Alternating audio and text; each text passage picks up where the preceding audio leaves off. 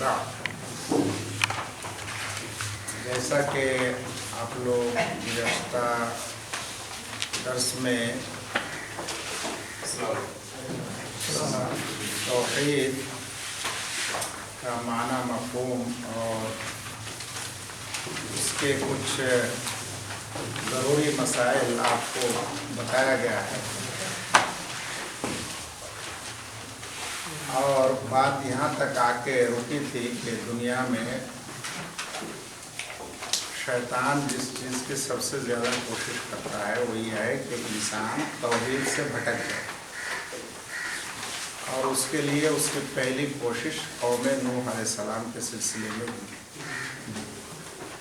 उसके बाद फिर दूसरा, तीसरा, चौथा, पांचवा, छठा, जितना अंबिया इकराम दुनिया में आए, अगर आप कुरान में उनके आने का सबब और दावत को देखेंगे तो सब इसीलिए अपने कौम में भेजे गए ताकि वो लोगों को तौहीद की दावत दे। तौहीद की दावत इसलिए देने का हुक्म हुआ, इसलिए कि उसकी कौम में लोग तौहीद से हट गए तब ना। इसी को अल्लाह ताला ने फरमाया है, वलक़द बअसना फ़ी कुल्लि उम्मतिन रसूलन अन इअ्बुदुल्लाह जी। फिर हम आखिरी नबी मोहम्मद सल्लल्लाहु अलैहि वसल्लम की सीरत पर अगर नज़र डालते हैं तो यहाँ भी वही मामला है। उनकी कौम भी अल्लाह को इकरार करने के बावजूद बहुत सारे माबूदाने बातिला को माबूद बना के रखा था। तो नबी करीम सल्लल्लाहु अलैहि वसल्लम को भेजा गया और उन्हें ये हुक्म हुआ कि लोगों को ला इलाहा इल्लल्लाह की दावत दी जाए। और ला इलाहा इल्लल्लाह का मफ़हूम ये कलिमतुत तौहीद है, ये असल है, यानी अल्लाह के अलावा कोई माबूद बरहक नहीं है, इसलिए तुम लोग उसी माबूद बरहक की इबादत करो, बाकी को छोड़ो। ये मतलब हुआ पूरे का, उसी माबूद बरहक की इबादत करो और बाकी दूसरे की इबादत को छोड़ दो। तो इसको उनकी कौम में से अक्सर लोगों ने मक्का में इसको यूँ ठुकरा दिया कि अजअल अल आलिहता इलाहन वाहिदा, क्या इसने तमाम इलाह को छोड़कर एक ही इलाह बनाने का सोचा है, एक ही इलाह का हुक्म दे रहा है। इसका मतलब वो ये हुआ कि अल्लाह के साथ और दूसरे को इलाह बना लेना यही सबसे बड़ा शिर्क था इस कौम में। और फिर उस तौहीद को की नश्र इशाअत करते हुए हमारे नबी करीम सल्लल्लाहु अलैहि वसल्लम भी दुनिया से चले, और इस तौहीद के बोलबाला के साथ दुनिया में हम लोग को छोड़ के गए। लेकिन फिर बीच में अब तो रसूल नहीं आने वाले हैं, तो अभी क्या हो रहा है? अभी उम्मत दो तरह से मुनक़सिम है। एक पहले ही से है उम्मत गैर मुस्तजाबा, जो कि गैर मुस्लिम है, तो वो लोग तो शिर्क में मुब्तला है ये है। बाकी जो उम्मत मुस्तजाबा यानी हम लोग हैं, हम में भी शिर्क घुस गया। तो शिर्क हम लोगों में आया इस तरह से कि कोई मूर्ति पूजा के ज़रिए नहीं आया, क्योंकि उमूमन मुसलमानों के जहन में चाहे आम या ख़ास हो, मूर्ति पूजा को शिर्क मानता है। तो अगर इस तरफ से शिर्क आएगा तब तो लोग समझ जाएगा। इसलिए शैतान उम्मत इस्लामिया में शिर्क को घुसाया बगैर मूर्ति के, क्योंकि तौहीद का माना ये हुआ कि हर तमाम इबादत अल्लाह के लिए करना। ये तौहीद है ना, हर तरह की इबादत का मुस्तहिक अल्लाह है। तो मूर्ति पूजा को छोड़ के इबादतों में से कुछ इबादत गैरुल्लाह नेक लोगों के लिए लोगों ने करना शुरू किया। तो गैरुल्लाह की इबादत शिर्क है। चाहे गैरुल्लाह में अल्लाह को छोड़ के चाहे कोई फरिश्ता की इबादत करे, कोई नबी की करे, कोई दरख्त का करे, कोई हजर का करे, कोई शजर का करे, कोई नदी का करे, कोई समुंदर का करे, कोई जीव का करे, कोई भूत का करे, कोई इंसान का करे, कोई जमादात का करे या हैवानात का करे, कोई फर्क नहीं पड़ता। ले गैरिल्लाह क्या है? इबादा ले गैरिल्लाह। अगर इबादा ले गैरिल्लाह शिर्क है तो इस उम्मत में फिर शैतान ने हम लोगों को फिर धोखा दिया, या शुबह डाला लोगों के दिल में। अब भी शुबह मौजूद है कि नेक लोगों को हम लोग वसीला पकड़ेंगे। क्या पकड़ेंगे? वसीला। नेक लोगों को वसीला मानेंगे कि हमारी इबादत वगैरह कबूल नहीं होती, यहाँ तक कि हम किसी नेक लोग को वली के नाम से उसको हम वसीला पकड़ेंगे। यहाँ एक नुक्ता अहम है, एक है कि उसको वसीला मानना और एक है वसीला मानकर उसी से दुआ करना। ये दो नुक्ता थोड़ा अहमियत से समझना चाहिए, समझा देते हैं। देखो, एक इंसान ये बोलता है मिसाल के तौर पे कि पीर साहब मेरा जो है वसीला है, मिसाल के तौर पे, क्योंकि जैसा कि गैर मुस्लिम मूर्तियों को वसीला मानते हैं, ये सब को लोग असल इलाह नहीं मानता है। ये सब क्या है? वसीला है। वसीला है, शफाअती है, सिफारिश करने वाला है। तो अगर कोई ऐसा ही किसी को सिफारिश करने वाला माना अल्लाह के अलावा दूसरे को, मूर्ति को छोड़ के, मिसाल के तौर पे किसी नबी वली को माना। अब देखो, गैर मुस्लिम जिसको वसीला माना, मिसाल के तौर पे देवता है उनका लक्ष्मी। किसका देवता है ये? देवता का मतलब ही वसीला है, क्योंकि डायरेक्ट वो इलाह नहीं है। वो किसका इलाह मानते हैं इसको? लक्ष्मी को किसका? रिस्क का। जिसको हम लोग क्या बोलते हैं? रिस्क बोलते हैं, यानी उसके तरफ से उन्हें ज़्यादा से ज़्यादा रिस्क मिलेंगे। मिसाल के तौर पर किसी को शक्ति का देवता माना, किसी को किसका माना? शक्ति का माना, किसी को और किसी का माना, किसी को विद्या यानी इल्म का माना। ये सब देवता माना, देवता यानी वसीला। लेकिन मानने के बाद, मिसाल के तौर पर दुर्गा है, काली है, ये सब भी है ना। अब मानने के बाद गैर मुस्लिम क्या करता है? जब ये लोग पूजा पाठ का वक्त आता है तो इसी का पूजा करता है, या फिर ये वसीला का पूजा करता है ना, वसीला को छोड़ कर असल का पूजा करता है। इस बात को समझो, इसको समझना है। जिसको उन लोगों ने वसीला बनाया, जब पूजा पाठ करता है, इबादत करता है, तो फिर असल की इबादत नहीं होती है, बल्कि जिसको वसीला बनाया उसी की इबादत करता है। इसलिए जाके दुर्गा माई से ही, और छठ मैया जिसको यहाँ बोलते हैं इधर वाले, तो उसी को खुश करने के लिए ना उस दिन पूजा पाठ करते हैं। तो इसको कहा जाता है जिसको वसीला मानकर उसी की इबादत शुरू की। मुजर्रद वसीला नहीं बना के रखा, बल्कि वसीला मान के वो बोला मेरा वसीला है, और फिर उसी से इबादत करना शुरू किया। ठीक हूबहू ऐसा ही हमारे कब्र मज़ारियों का ही मसला है। वो लोग बोला कि वली हमारा क्या है? वसीला है। नहीं बोलते हैं, वो लोग कभी नहीं बोलेगा कि हम औलिया नेक लोग जो पूजा करते हैं, बल्कि बोलते हैं ये क्या है? अल्लाह के पास पहुंचने का एक जरिया है। अब जब वो इंसान मरता है, तो जब कोई कब्र में और मज़ार में पहुंचता है, तो फिर खुशनुदी किसका चाहता है? जो कुछ मज़ार में जाके किया जाता है, जिसको वसीला बनाया उसी को। ये है मसला। इसलिए फ़कत वसीला अलग शय है, और वसीला बनाकर वसीला ही की इबादत करना, यही है गैर मुस्लिमों का शिर्क, मूर्ति पुजारियों का शिर्क। कि जिसको वसीला बनाया उसी की इबादत करना शुरू किया। अब मिसाल के तौर पे किसी ने किसी बुजुर्ग को वसीला बनाया अल्लाह ताला के पास पहुंचने का। अब फिर उस बुजुर्ग के लिए ही वो नजर न्याज देते हैं। किसको देते हैं? अल्लाह को देते ना, उस बुजुर्ग को। अगर अल्लाह को देते ना, तो दुनिया के कहीं भी नजर दे देता तो हो जाता। इसलिए ले जाता है उस दरगाह के पास, ताकि किसको खुश करना है? उसको खुश करना है।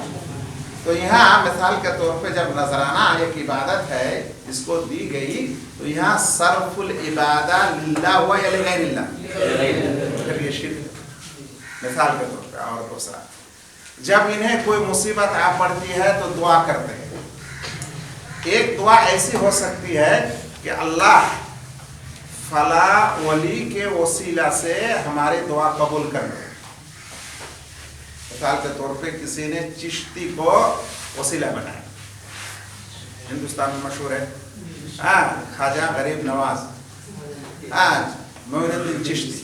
تو کسی نے ان کو جو ہے وسیلہ بنایا تو دعا میں یہ کرا اللہ میرے فلاں پیر صاحب کے وسیلے سے ہمیں معاف کر دے یا ہماری یہ فلاں چیز قبول فرما دے, یہ کہا. اور ایک ہے کہ فلاں چشتی میں آپ کے پاس یہ نذرانہ لایا ہوں, یہ قبول فرمائیے اور میرا مسئلہ حل کر دیجیے. تو یہ جو مانگا جا رہا ہے یہاں کہاں مانگا جا رہا ہے؟ کس سے؟ وسیلہ سے ہی مانگا جا رہا ہے. اور یہ وسیلہ سے مانگا جا رہا ہے. یہ نہیں کہا کہ یہ میں دے رہا ہوں اللہ ہم کو فائدہ دے دے, بلکہ اس وسیلے کو خوش کرنے کی ہی کوشش کی جا رہی ہے ہو جیسے کہ دیوتاؤں کے ساتھ ہے. جیسا کہ ان دیوتاؤں کو خوش کرنے کے لیے تمام کچھ کیا جاتا ہے, یہاں بھی اس مرے ہوئے مردہ والا اس لیے مردہ اس کو نہیں مانتا, اس لیے اس کو زندہ ہوتا ہے. تو اس کو خوش کرنے کے لیے چاہے سجدہ دے, چاہے رکوع کرے, چاہے چادر چڑھائے, چاہے نذرانہ دے, چاہے دعا کرے, اب تمام کے تمام اس وسیلہ کو خوش کرنے کے لیے ہی کیا جاتا ہے. اس کو کہا جاتا ہے شرک اکبر. اور یہی جو ہے شرک دوسرے مورتی پجاریوں میں ہے کہ نہیں؟ مثال سمجھ میں آیا جی. تو یہاں چاہے نذرانہ ہو, چاہے دعا ہو, چاہے استغاثہ ہو, کیا کرتا ہے یہ لوگ؟ مثال کے طور پر آپ کو نوکری چاہیے, ٹھیک ہے, آپ کا مثال کے طور پہ کسی کو بچہ نہیں ہوتا, مثال کے طور پر کسی کا بہت سارے بیماریوں میں مبتلا ہے, تب یہ لوگ اپنے گھر سے نذرانہ لے جاتا ہے, لے جا کے چاہے عرس کے موقع پہ ہو یا کسی موقع پہ ہو اس بابا کو پیش کر کے یہ کہا جاتا ہے کہ بابا میرا یہ مسئلہ ہے, میں آپ کے لیے نذرانہ لایا ہوں, میرا اس مسئلے کو حل کر دیجیے. تو یہاں ڈائریکٹ دعا کیا کس سے؟ وسیلہ سے. جیسا کہ دوسرے لوگ مورتیوں کو وسیلہ مان کے اسی کو خوش کرتے. تو یہ ہے شرک اکبر. ہم کہاں تھے؟ ہاں, تو مسلمانوں میں شرک اس قبیل سے آیا, اس امت میں بھی شرک کس قبیل سے آیا؟ اس وسیلے کے قبیل سے, کہ لوگوں نے جو ہے وسیلہ بنایا انسان کو بھی نیک لوگوں کے نام پہ, اور وسیلہ بنا کے ان وسیلوں سے ہی دعا اور فریاد کرنے لگے. اس لیے اس امت کا شرک حقیقت میں دعا اور استغاثہ, دعا و استغاثہ لغیر اللہ, اللہ کے علاوہ دوسرے کے یہاں دوسرے سے دعا کرنا. تو اس لیے ایک انسان دعا کرتا ہے اللہ مجھے ایک نوکری دے دو, میں دنیا بھی فائدہ کے لیے مانگ رہا ہوں, اللہ مجھے ایک نوکری دے دو. دوسری دعا اللہ فلاں بزرگ کے وسیلے سے دعا کرتا ہوں مجھے ایک نوکری دے دو.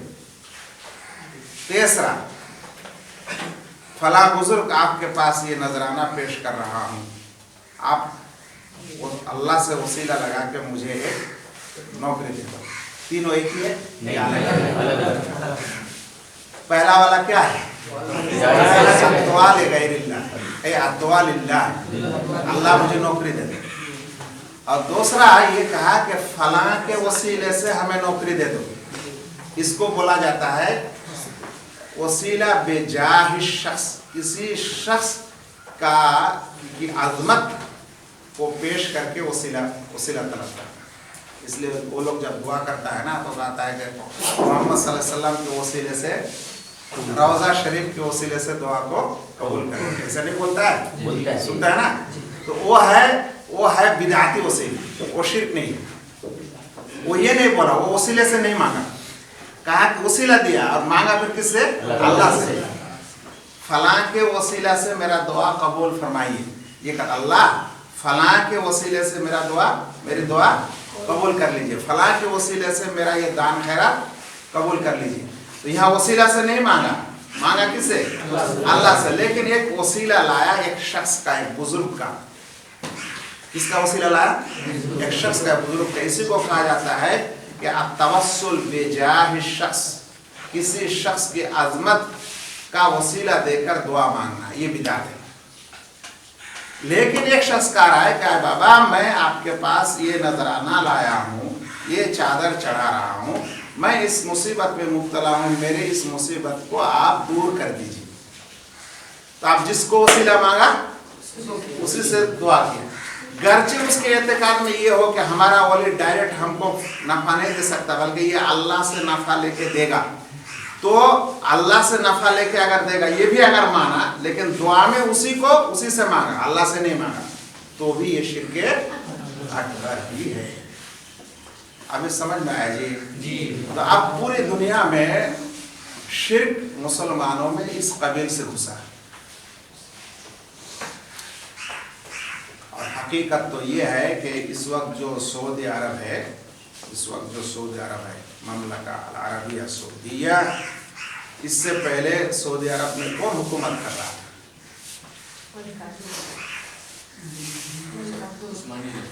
हाँ, दौला उस्मानिया। उसको कहा जाता है, तुम लोग पढ़ोगे इंग्लिश में और इसमें ओटोमन इम्पेरियल क्या कहा जाता है? हाँ, यानी उस्मानी खिलाफत। इसका नाम क्या था? उस्मानी खिलाफत।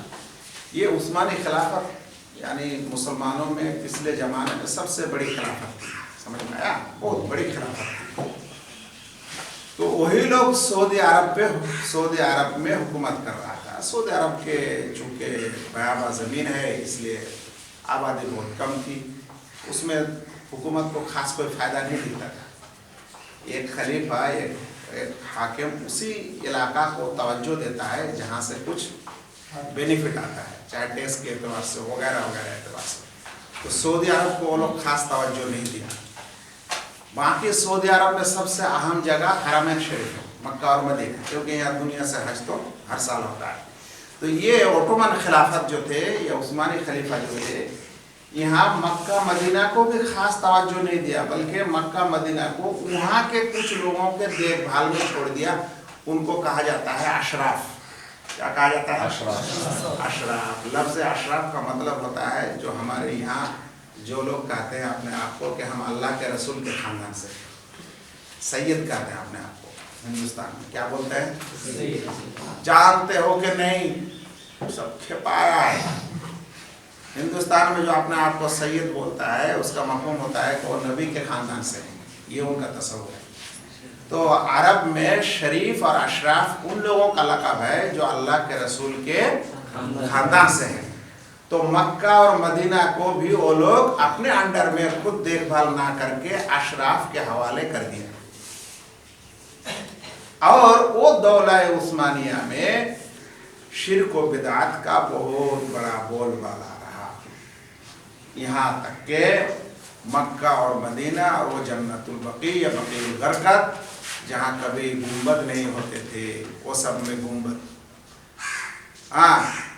उन कब्रों और मज़ारों का शक्ल, कहीं अल्लाह के रसूल का फला सहाबी का, कहीं फला का, कहीं फला का, इस तरह से पूरे मुल्क में यही कब्र परस्ती बोलबाला हो गया। कब्र परस्ती का समझ में आया? समझो अपने आप को। फिर अब्दुल वहाब रहमहुल्लाह के तारीख को समझो। तो फिर उस वक्त अल्लाह ताला ने हमेशा इस दीन की तजदीद के लिए अल्लाह ताला ने उलमा भेजा है। युजद्दिदु हादा दीन, इस दीन के अल्लाह ताला तजदीद करते हैं। तजदीद मतलब जब दीन के असल निशानियाँ, दीन की बुनियादें मिट जाती हैं या मिटने वाली होती हैं, तो अल्लाह ताला किसी मुजद्दिद को भेजता है जो फिर तजदीद करता है, यानी नए सिरे से फिर असल दीन को उजागर करता है।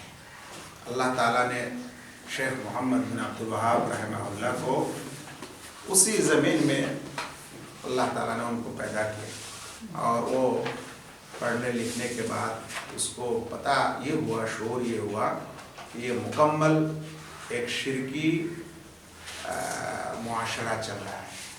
और फिर जानते हो हमारे समाज में भी इस वक्त जो लोग बरेली लोग हैं, वहाँ जाके अगर तुम ये कहोगे कि भाई कब्र पूजना मना है तो तुम्हारा हाल क्या होगा? ठीक वही हाल उनके साथ हुआ। एक जगह से दूसरी जगह, एक गांव से भगा दिया दूसरी जगह, तीसरी जगह, करते करते बिल आखिर ये जो बादशाह सऊदिया जिसे कहा जाता है मोहम्मद बिन सऊद, उस बादशाह के साथ भी उन्होंने जाके मुलाकात की और उनको जाके ये दावत दी। ये सब कुछ जो हो रहा है ये हकीकत में शिर्क है। हमें इसके खिलाफ लड़ाई लड़ना चाहिए और लोगों को समझाना चाहिए। तो बादशाह ने कहा उनको, देखो अल्लाह ताला ने बादशाह को भी तौफीक दिया और कहा कि ठीक है आप अपने दावती मिशन जारी रखिए, हम लोग सियासी काम में हैं लेकिन हम आपके साथ मुसालहत हो गई दोनों में कि जहाँ भी सऊदिया के बादशाह कोई एक मुल्क कोई एक स्टेट को ये जगह को फतह करता वहाँ शेख को भेज देता दावत के लिए। ऐसा नहीं था सऊदिया, कहा ना कि ओटोमन खिलाफत के अंदर था और वो लोग पूरी तरह से इसको निगरानी नहीं कर रहा।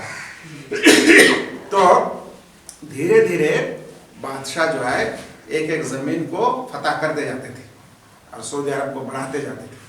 तो जैसा ही कोई गांव टाइप का ही ज़्यादा होता था, शेख फतह होता तो शेख को पहले दावत के लिए भेज दिया जाता और शेख सबको जाकर तौहीद सिखाते।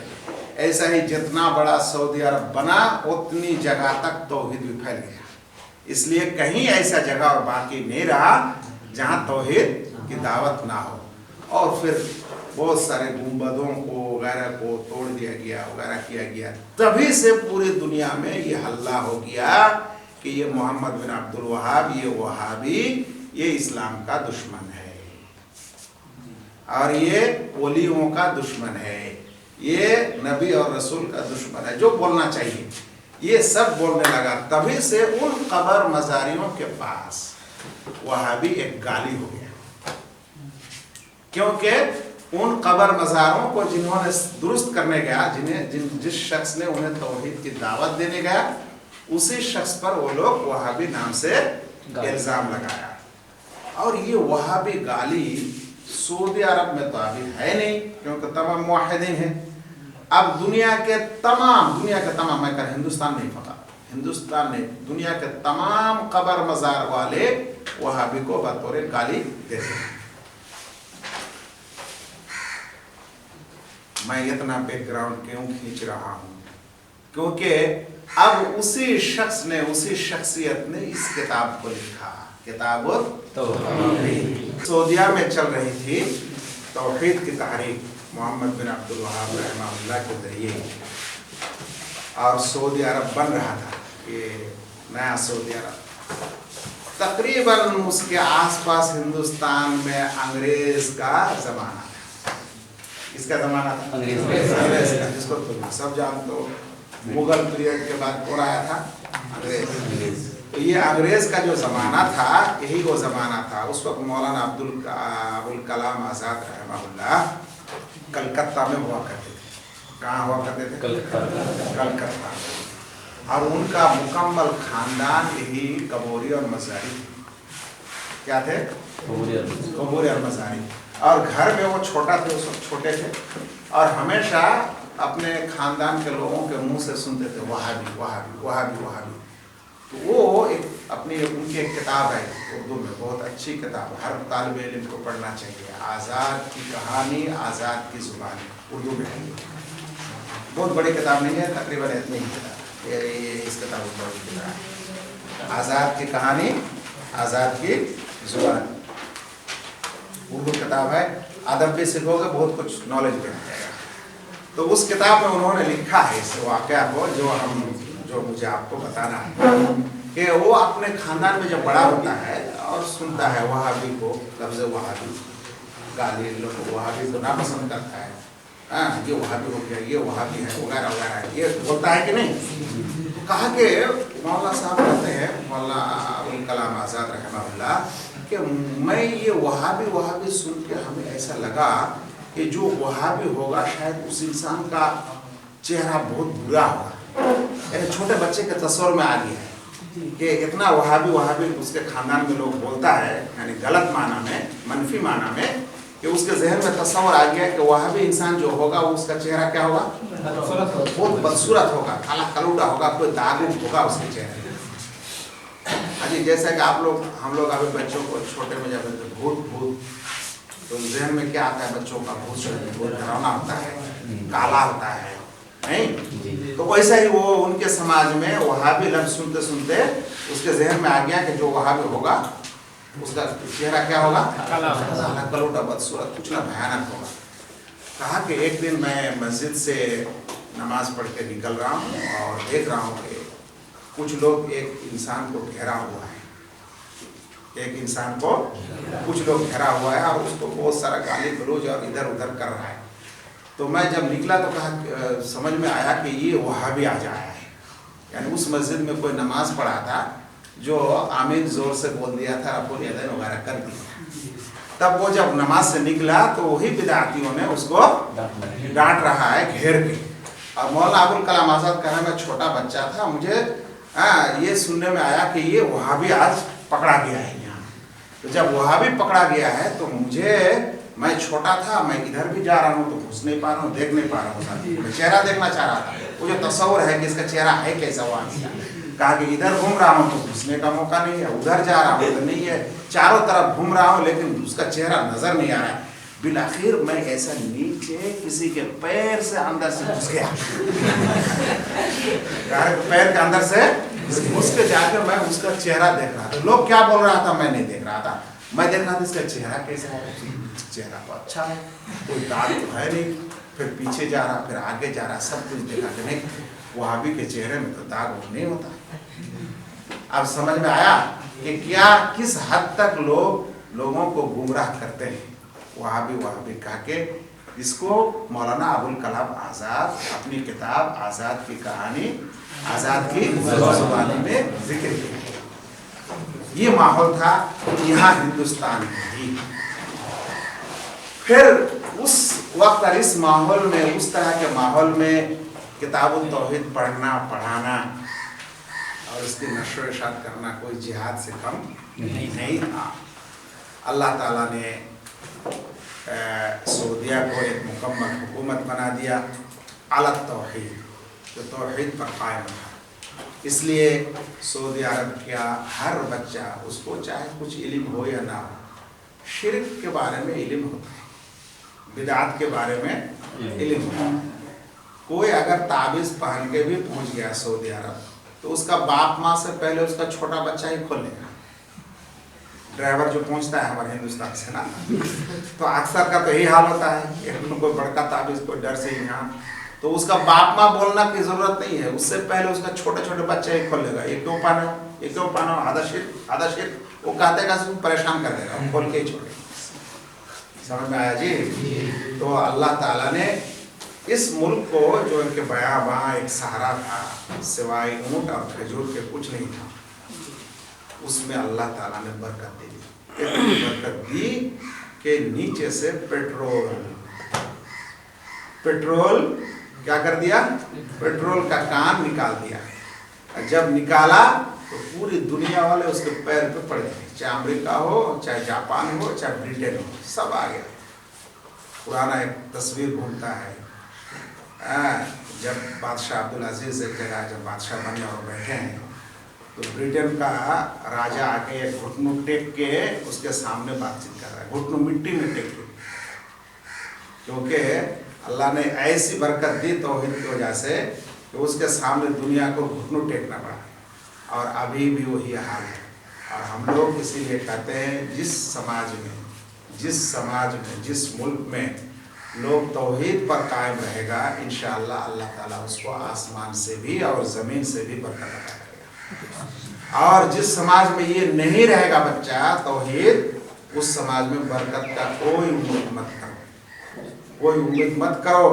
اس لیے ہمارا جو سماج ہے ہندوستان میں, اس سماج میں غیر مسلم تو چھوڑو, ہمارے مسلم سماجوں کا جو حال ہے जिस बुनियाद पर हम यहाँ बरकत और आराम और आसाइश जितना मिल रहा है ना उतना बहुत है, वरना खुद हमारे करतूत की वजह से इतना मिलने की उम्मीद नहीं। पूरा साल चला जाता है, पूरा साल चला जाता है, दुकान खोलता रहता है, बंद करता है। कब? शब बरात के दिन, यानी बिदात करने के दिन। कब? मिलादुन नबी के दिन। उनको रमज़ान पता नहीं है, उनको जुमा पता नहीं है, कुछ नहीं है, कुछ नहीं कर रहा। और बिलाखिर उन बिदातियों ने दीन को अपने असल मकसद से इतना दूर हटाया, इतना दूर हटा दिया कि उनके यहाँ दीन मानो तो मिलाद पढ़ना। दीन का मतलब क्या है? मिलाद पढ़ना। बच्चा पैदा होता है तो भी मिलाद, बच्चा बड़ा होता है तो भी मिलाद, अकीका में भी मिलाद, मरता है तो भी मिलाद, जीता है तो भी मिलाद, 10 दिन होता है तो भी मिलाद, 40 दिन होता है तो भी मिलाद, दुकान खोलता है भी मिलाद, घर बनाता है भी तो मिलाद। मतलब कि पूरा लगता है इस्लाम का कोई बड़ा रुकन आ गया और मिलाद करते करते इस्लाम के तमाम अरकान को ज़बह कर दिया। तो फिर उस समाज में आप रहमत और बरकत कैसे उम्मीद कर सकते हैं? नहीं। तो ये है किताबुत तौहीद और उसके पीछे का कुछ शाने उरूद। जो शान नुज़ूल होता है यह है शान उरूद सबक। अभी समझ में आया ये तौहीद और तौहीद की अहमियत। एक और किस्सा याद आ गया, सुनाना है? जी चलो। हमारे जामिया इस्लामिया मदीना मुनव्वरा में जब पूरी दुनिया से बच्चे पढ़ने के लिए आते हैं तो सऊदी अरब की जब जाके हालात देखते हैं, माशाल्लाह, हम तो यहाँ देखते हैं, हम लोग मौलवी लोग हैं, थोड़ा टूटा फूटा कुर्ता है, अगर इधर थोड़ा ठीक है तो पायजामा टूटा हुआ, अगर इधर उधर थोड़ा ठीक रखा है तो जूता चप्पल भी टूटा हुआ। बेचारे के पास एक खटारा साइकिल है और मोटरसाइकिल लिया भी है तो पीछे से इतना धुआं छोड़ता है, इतना छोड़ता है कि मौलवी साहब को देख के उसके गाड़ी में कोई समझ में आया। तो ये सब देखते हैं लोग। जो है घर के अंदर एसी में है, घर का बाहर निकलता है तो गाड़ी भी एसी, मस्जिद घुसते हैं नमाज पढ़ने के लिए तो वहाँ भी एसी। समझ में आया जी? दुनिया में बहुत गर्मी है लेकिन वहाँ गर्मी उतना ही जब गाड़ी से तुम अंदर जाओ या निकलो, बस इतना ही, और कुछ नहीं है। आप अगर एक चाय के दुकान में भी बैठोगे तो भी एसी है। तो ये जो बरकतें हैं तो कुछ वही बिदाती, थोड़ा जो बिदाती टाइप का ना समझ थोड़ा सा तालिब इल्म होता है ना, बाहर से आता है, सबको लाया जाता है, उन लोगों को भी थोड़ा थोड़ा लाया जाता है। तो आके यहाँ बहुत जलता है और कहता है कि आप लोग यहाँ एसी में बैठ के दर्श देते हैं ना, हम लोगों को क्या जानते हैं, हमारी कितना परेशानी है अपने मुल्क में, हम लोग ये करते हैं वो करते हैं, खटारा हम यहाँ जाना पड़ता है, एसी हम जिंदगी में देखे नहीं, आप लोग एसी में दर्श देते हैं, कहीं दूसरे मुल्क में जाते हैं फिर भी एसी के क्या बोला 5 स्टार होटल में जाके रहते हैं। ये इस तरह से थोड़ी इस्लाम होता है। ऐसा लोग उन लोगों को क्या करता है, ताना देता है। तो हमारे एक प्रोफेसर साहब पे ऐसा ताना दिया कुछ लोगों ने, तो उन्होंने कहा बेटे जिस दिन तुम लोग तौहीद को हम लोगों की तरह मानोगे और बिदअत और शिर्क को हम लोगों की तरह हटाओगे तो तुम लोग भी ऐसे ही नेमत में रहोगे। इसलिए ये ताना देने की चीज नहीं है, बल्कि जिस तरह से हम लोगों ने अपने मुल्क को बनाया और अपने समाज के लोगों को तौहीद पर कायम किया, ऐसा तुम लोग कायम करो, तब जाके तुम्हारे पास भी ये नेमत आएगी। और जब लोग इसको छोड़ेगा, हम लोग भी छोड़ेंगे तो हम लोगों से भी ये नेमत अल्लाह ताला छीन लेगा। ये उनका अकीदा है। तो बच्चे ये तौहीद सबसे पहले अपने आप को तैयार करना है इस तौहीद पर, और अगर कुछ नहीं सकोगे दुनिया में तो अपने खानदान को इस तौहीद पर कायम रखना है। इसको अपने खानदान को, उसको भी नहीं सकोगे इंशाअल्लाह। और फिर जब शादी ब्याह करोगे तो अपने बाल बच्चे, अपने नस्ल, तो हर कोई अगर इतना ही कर ले तो बहुत अच्छी बात है। और फिर इस दावत के साथ अपने गांव को, अपने समाज को जो जितना बड़ा बनोगे अल्लाह ताला बनाएगा, वो उस हिसाब से खिदमत करने की उसे तौफीक मिलेगी इंशाअल्लाह। अल्लाह के फजल से शायद तुम लोग अगर मेरी तकरीरों को और मेरी वाज़ व नसीहत को देखोगे तो तकरीबन मेरा 50% इस तौहीद और मनहज पर काम होता है और 50% दूसरी चीज़ों। समझ में आया? इसलिए जो है ये सबसे अहम है। ये नहीं है तो कुछ नहीं, तौहीद नहीं है तो कुछ नहीं।